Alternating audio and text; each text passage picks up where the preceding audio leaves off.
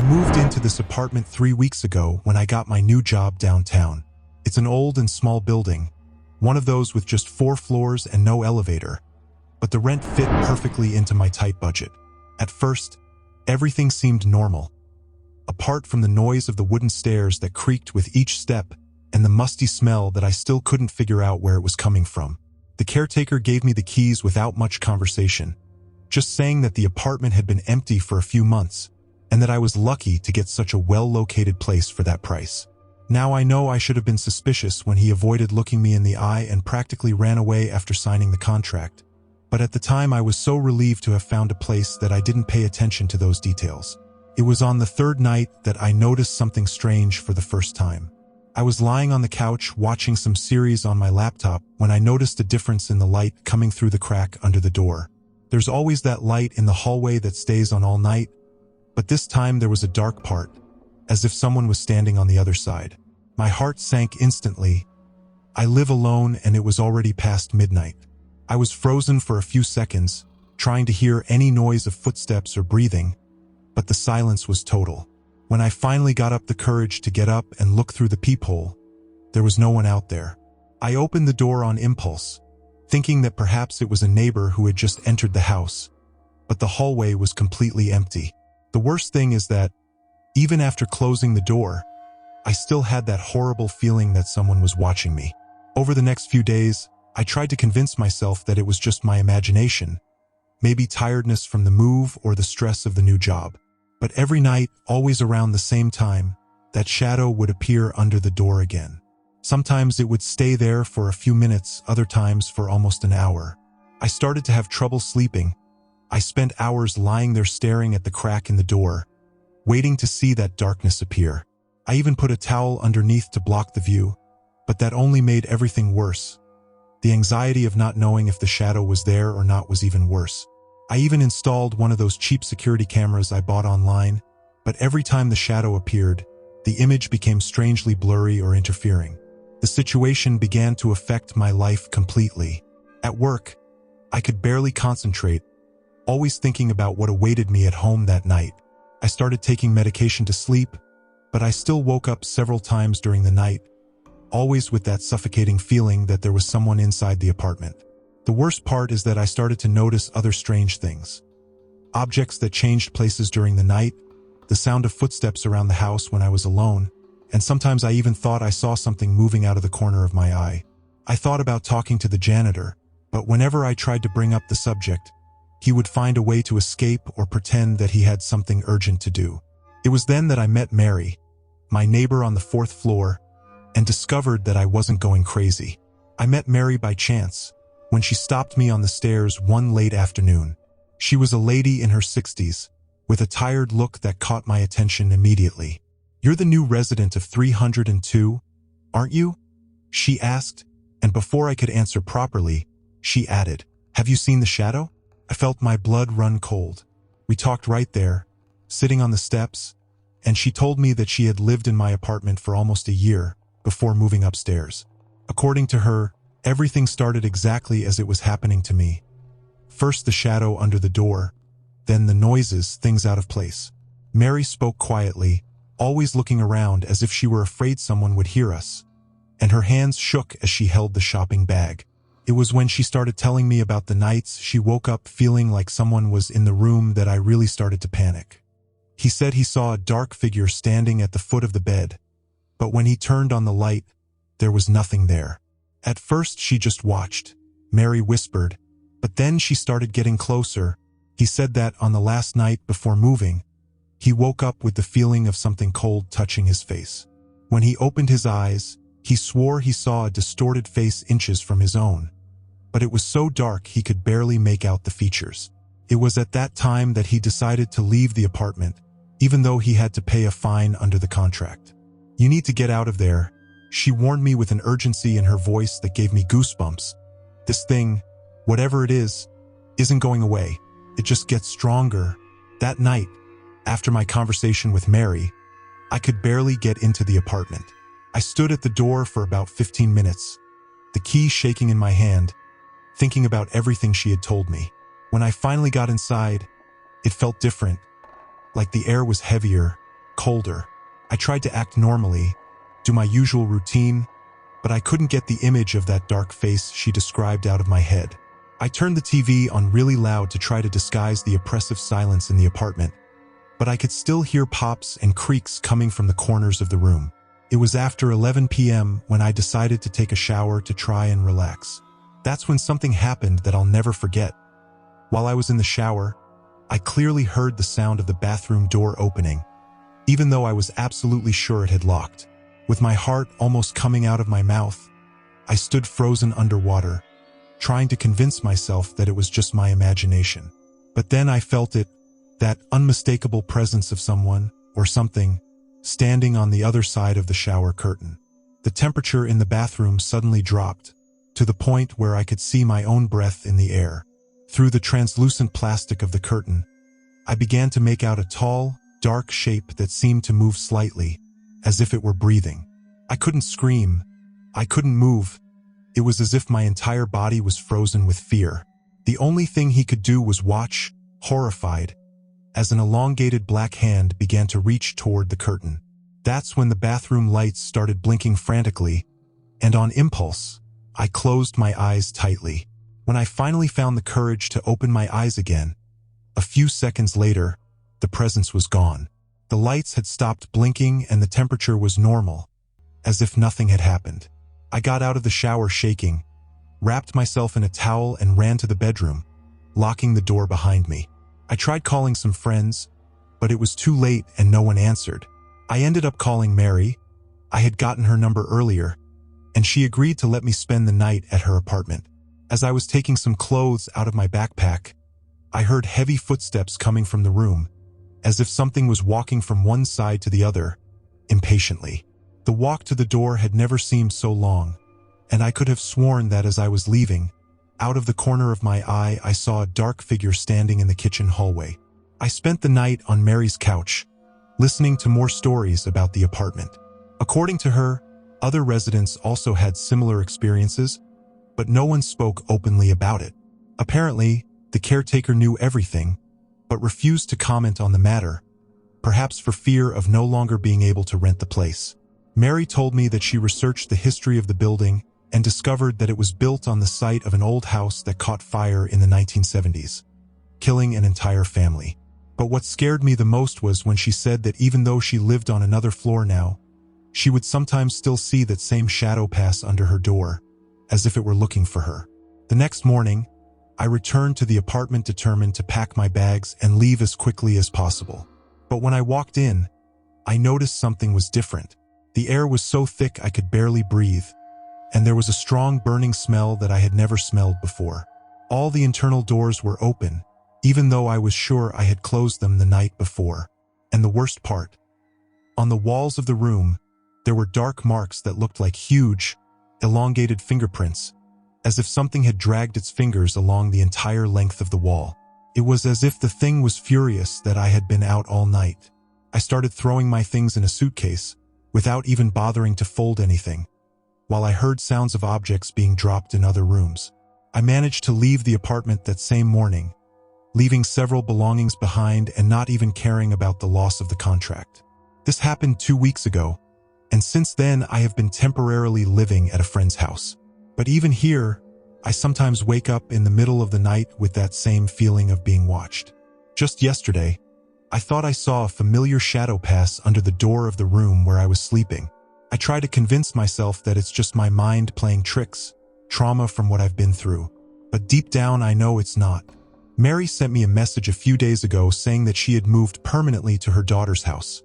According to her, the shadow had started to appear more frequently in her new apartment. I can't explain what that thing was in apartment 302, but I'm sure that whatever it was, it didn't get stuck there. And sometimes, when I'm almost asleep, I can't help but be afraid to open my eyes and find that dark face watching me again.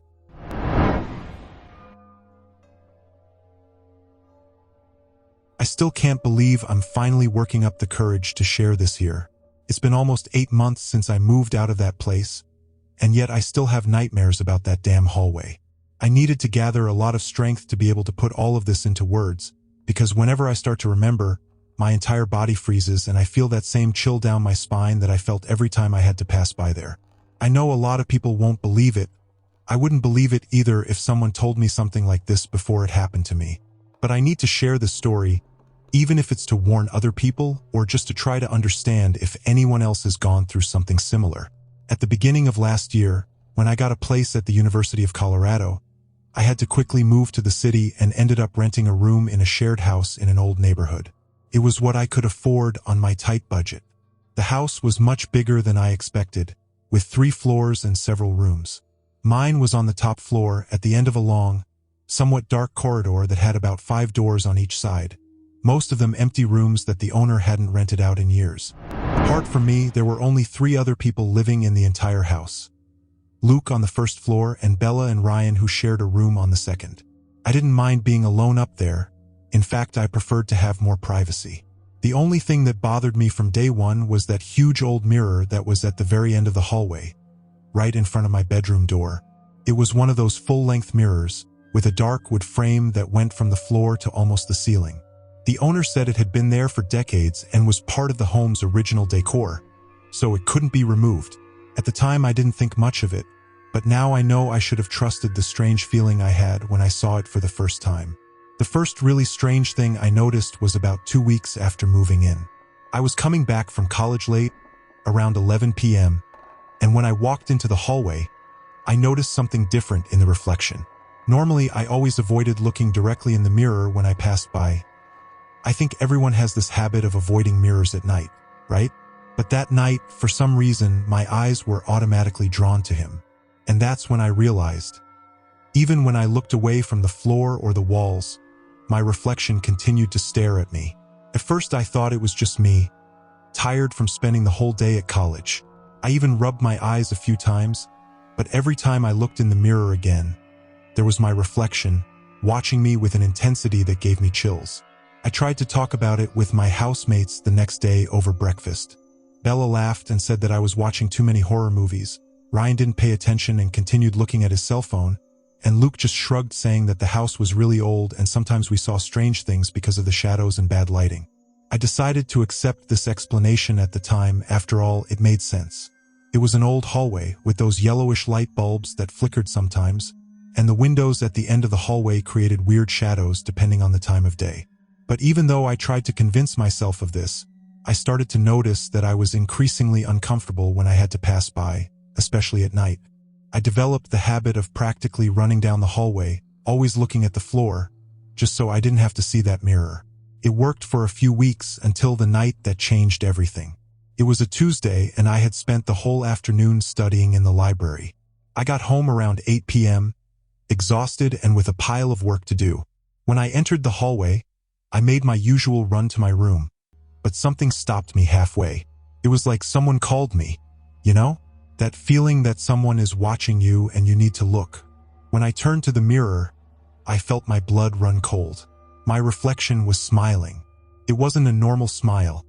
It was too wide, artificial, as if someone was pulling the corners of my mouth hard. The worst part is that I was absolutely sure I wasn't smiling. My mouth was open in fright, but in the mirror, that smile was still there, getting wider and wider, while my eyes, or the eyes of my reflection, stared at me with an expression that no longer seemed human. I've never run so much in my life. I entered the room and slammed the door so hard that Bella went up to see if anything had happened. I was shaking so much I could barely speak. When I finally managed to explain what had happened, she insisted on checking the mirror with me. I was very reluctant, but I ended up accepting. After all, I felt safer with someone there. When we returned to the hallway, of course everything was normal. My reflection behaved as it should, and Bella kept looking at me with that expression of thinking you're going crazy. But I knew what I had seen, and worse, I had the terrible feeling that my reflection also knew what I had seen, and that now there was no turning back. After that night, I started doing everything I could to not walk down that hallway alone again. I waited for Bella or Luke to get home to go up to my room. I made up excuses to sleep in the college study room, and I even slept a few nights in Bella's room, saying there was a problem with the heater in my room. But I couldn't avoid it forever. There were days when I needed to go up alone, either to get materials for class or to change my clothes. And every time that happened, things got more intense. I began to notice that my reflection moved a fraction of a second after me, as if it was imitating my movements with a slight delay. Sometimes when I stopped to watch, I couldn't help it, even though I was scared to death. I could swear I saw my reflection blinking or moving its lips slightly, forming words that I couldn't understand. The situation came to a head on a Friday night. I was alone at home. Everyone had gone out to a party, but I had stayed to finish some work. At around 2 a.m., I needed to go to the bathroom, which was in the middle of the hallway. On the way back, when I passed the mirror, I saw out of the corner of my eye that my reflection wasn't moving with me. He had stopped in the middle of the hallway and was watching me. His head tilted slightly to the side, like a curious animal studying its prey. I remember freezing instantly, feeling my heart beating so hard it felt like it was going to explode. Very slowly, I turned my head to look directly into the mirror, and that's when I saw it. My reflection was a few steps closer to the glass than I was in the actual hallway. At that moment, I felt like all the air had been sucked out of my lungs. I wanted to run, but my body didn't respond. I stood there, frozen, as I watched my reflection take another step toward the mirror's surface. The smile returned, that same horrible, unnatural smile, and for the first time, I heard something. It was like a hushed whisper, like someone was trying to speak through thick glass, but it was definitely my voice. I couldn't understand the words, but the tone was almost inviting. My reflection stretched out its arm, as if to touch the glass of the mirror inside, and that was when I finally managed to move. I had never felt so scared in my life. I ran to my room, locked the door and pushed my desk against it, cowering in the far corner of the room.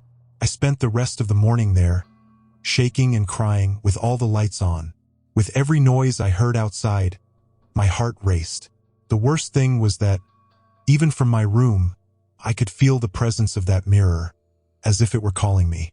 At some point, exhausted, I ended up dozing off.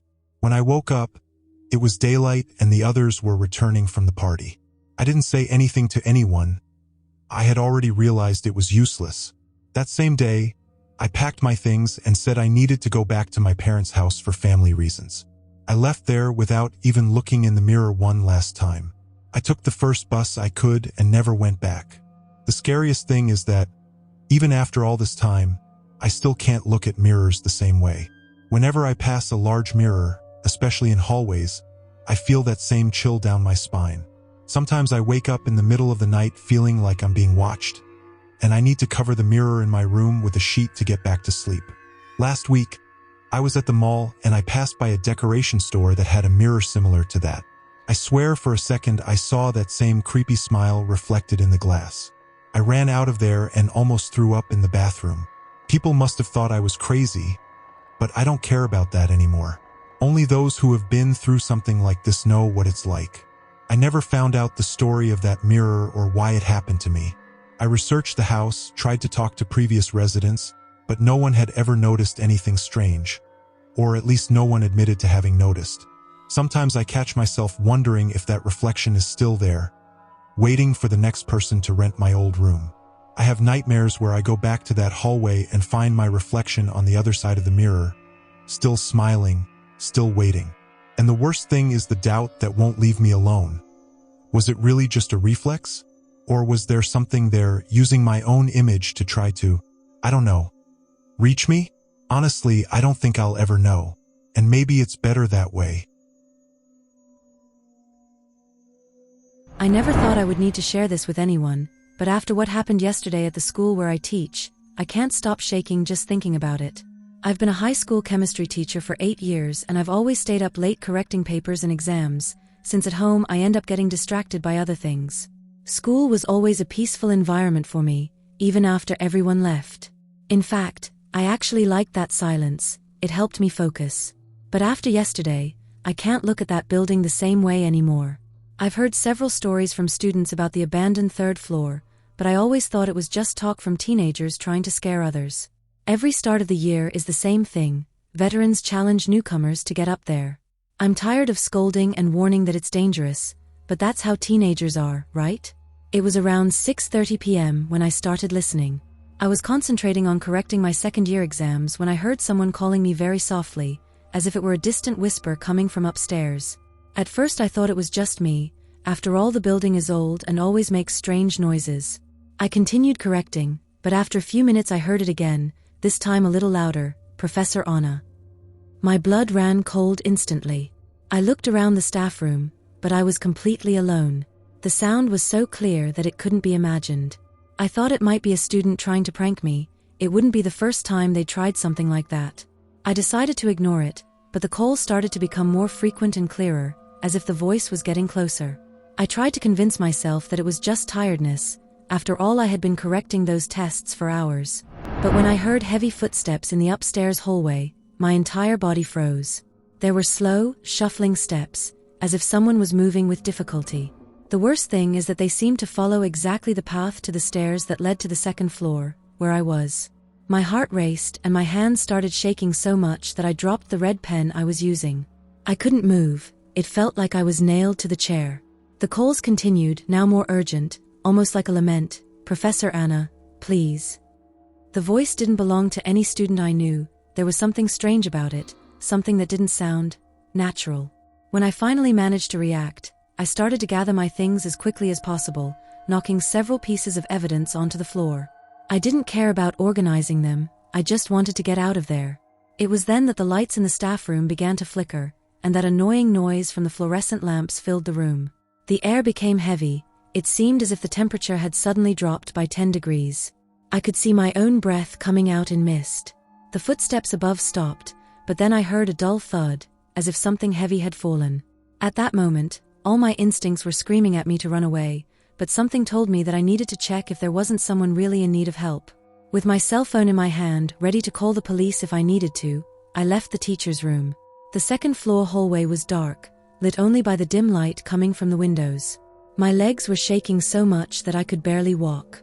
With every step I took, the old wooden floor creaked beneath my feet, and that noise seemed to echo throughout the building.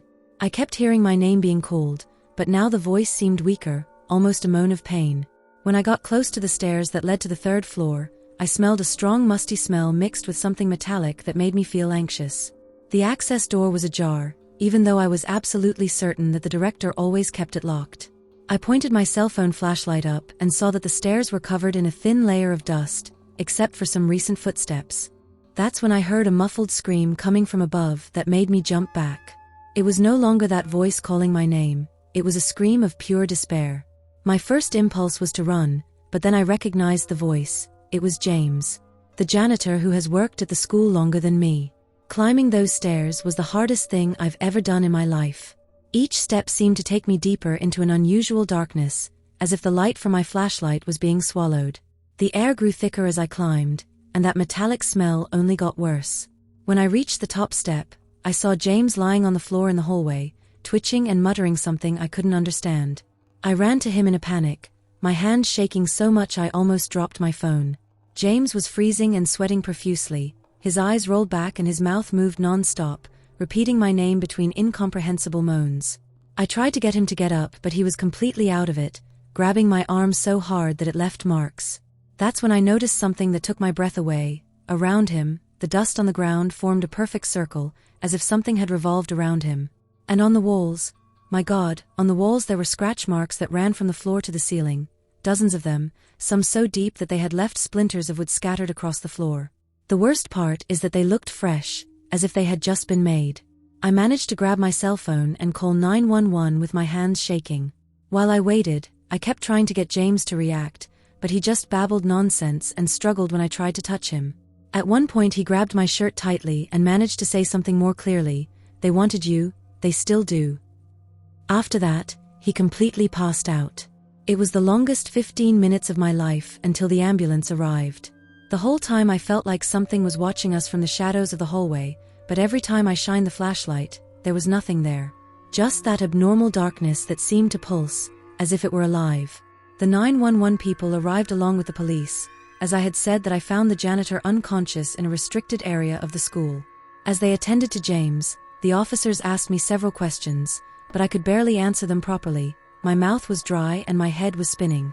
They investigated the entire floor but found nothing other than those strange marks on the walls, which they assumed were student vandalism. How to explain to them that that had just happened? How could I say that I had heard something calling me, that I had felt that horrible presence? They would never believe it. I found out later that James was taken to the hospital with very high blood pressure and in a state of shock. Doctors said he had some kind of psychotic break, but they couldn't explain why his body temperature was so low. Today marks a week since this happened, and I haven't been able to sleep properly since then. I heard that James woke up yesterday, but refuses to talk about what happened. The only thing he told doctors was that he saw something that shouldn't be there when he was making rounds on the 3rd floor. The director even hired a company to do a complete sweep of the place, looking for structural problems or leaks that could have caused that strange smell, but they found nothing. The marks on the walls were also completely gone, as if they had never existed. I have nightmares every night remembering that voice calling me, and I always wake up at the same time, 6:30 p.m., exactly the time it all started. The scariest thing is that since that day, every time I walk near the 3rd floor stairs during classes, I feel that same abnormal cold. Some students have also started to complain about hearing voices calling to them when they pass by, but no one ever hears the same voice that the person describes. Last week, a first-year student said she heard someone crying and calling her name, just like what happened to me. She was so scared that her parents asked for a transfer to another school. The director banned everyone from commenting on the matter so as not to cause panic, but it is impossible not to notice that something is very wrong happening. Even the most skeptical teachers are avoiding being alone at school after dark. I write this story because I need to share this with someone. Yesterday, as I was leaving school, I found James returning to work for the first time since the incident. He looked much thinner and haggard, with deep circles under his eyes. When he passed me, he grabbed my arm and whispered, "Be careful, teacher. They haven't given up on you yet." I asked what he was talking about, but he just shook his head and hurried away. Since then I haven't been able to stop thinking, what exactly did he see up there? Why was that thing calling me? And most of all, will she one day come back to me? Every day it becomes more difficult to enter that school, knowing that that presence could still be there, waiting for me in the dark.